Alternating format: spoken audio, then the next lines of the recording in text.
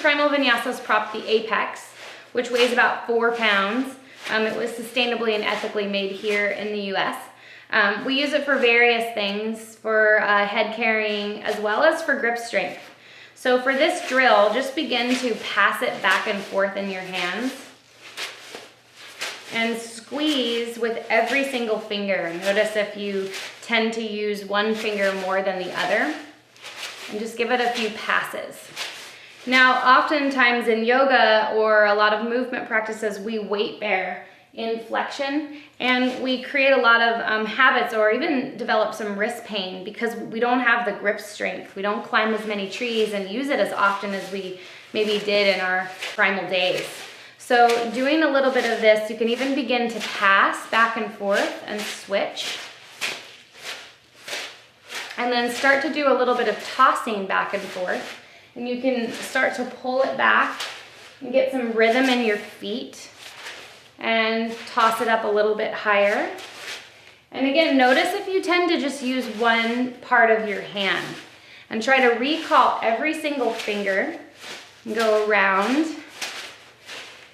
And then even build your proprioception or your interoception with your eyes closed and start to feel all those spaces and places.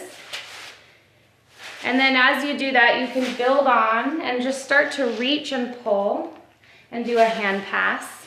And reach and pull and do a hand pass. So when we wait in the distal plane, it's a hard skill for us to put weight out in front of our body.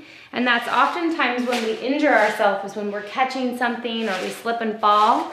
So starting just to train yourself to be able to hold weight in your distal plane. And you can turn your palm up or down.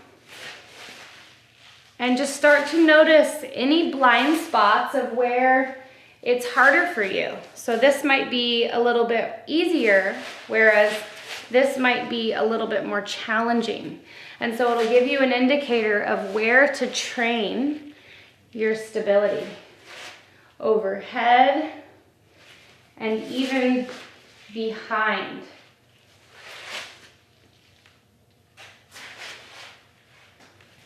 So do that a few times until you really feel that proprioception where your muscles start to get warm.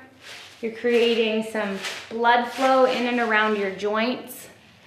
And then just notice where you could move in places that you don't normally move. And really just play with this until your hands get really turned on with blood flow. And then you can weight bear and feel the difference.